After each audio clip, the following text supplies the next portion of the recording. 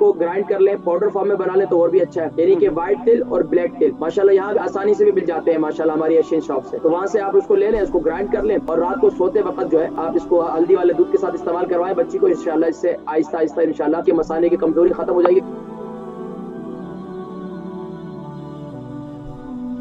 السلام علیکم۔ وعلیکم السلام، کیسے مولانا؟ ٹھیک ہے آپ؟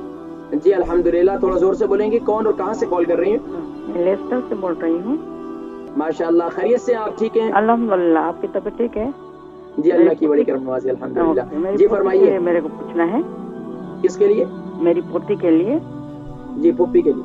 ہاں، تو میری پوتی کو ہے نا، وہ 4 سال کی ہے، تو اس کو تھوڑی پیشاب کی تکلیف ہوتی ہے، تو پیشاب بہت نکل جاتی ہے اس کی، تو اس کا اچھا، علاج چھوٹا کیا ہے؟ پیشاب جو ہے وہ مطلب یہ کہ اس کی عمر کتنی ہے؟ 4 سال کی ہے۔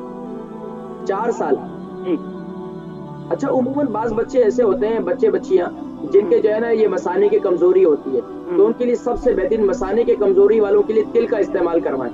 تل کا استعمال جو ہمارے یہاں انڈیا پاکستان میں ملتے ہیں، تل کے لڈو جیسے ہوتے ہیں، تو وہ بچوں کو دن میں بھی کھلائیں اور رات کو سوتے وقت ان کو ہلدی والے دودھ کے ساتھ یعنی کہ تل کو گرائنڈ کر لیں، پاؤڈر فارم میں بنا لیں تو اور بھی اچھا ہے، یعنی کہ وائٹ تل اور بلیک تل ماشاءاللہ یہاں آسانی سے بھی مل جاتے ہیں ماشاءاللہ ہماری ایشین شاپ سے، تو وہاں سے آپ اس کو لے لیں، اس کو گرائنڈ کر لیں اور رات کو سوتے وقت جو ہے آپ اس کو ہلدی والے دودھ کے ساتھ استعمال کروائیں بچی کو، انشاءاللہ اس سے آہستہ آہستہ انشاءاللہ اس کے مثانے کی کمزوری ختم ہو جائے گی، کیونکہ بچوں کی کیا ہوتی ہے، بعض بچے کے مثانے کمزور ہوتے ہیں، وہ بستر پر اکثر بیڈ پہ جو ہے پیشاب کر دیتے ہیں، تو ان کی وہ مثانے کی کمزوری ہوتی ہے، تو آہستہ آہستہ عمر کے ساتھ ساتھ وہ کمزوری پھر جو ہے دور ہوتی چلی جاتی ہے۔